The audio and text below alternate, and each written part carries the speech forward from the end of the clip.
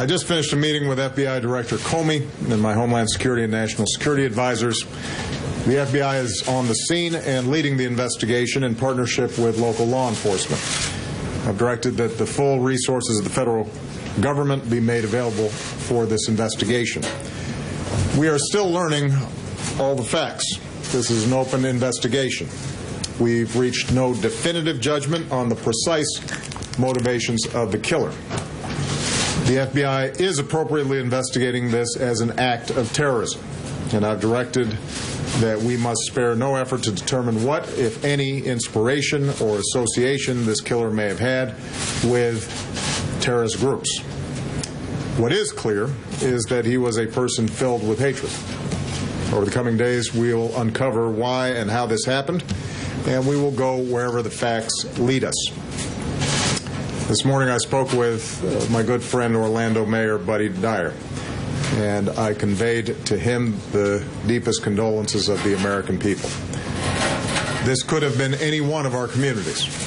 So I told Mayor Dyer that whatever help he and the people of Orlando need, they are going to get it. As a country, we will be there for the people of Orlando today, tomorrow, and for all the days to come. We also express our profound gratitude to all the police and first responders who rushed to harm's way.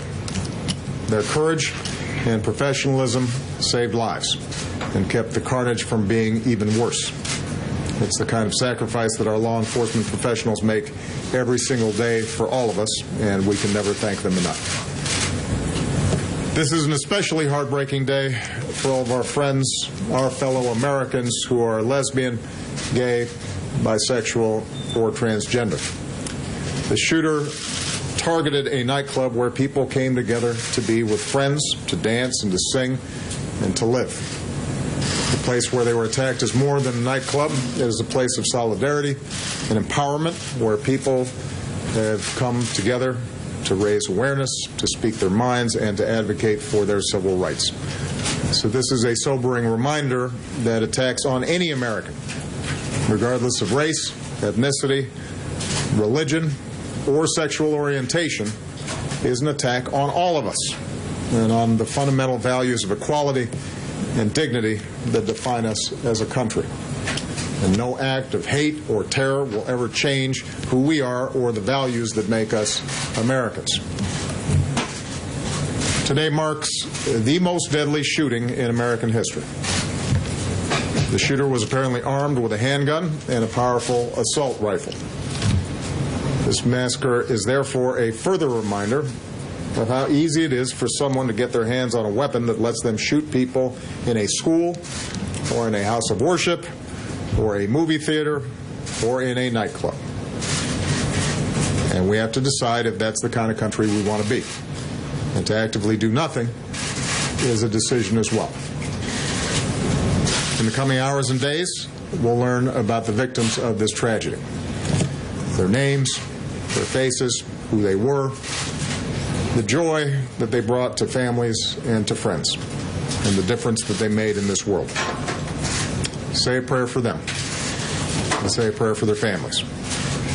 That God give them the strength to bear the unbearable, and that He give us all the strength to be there for them, and the strength and courage to change.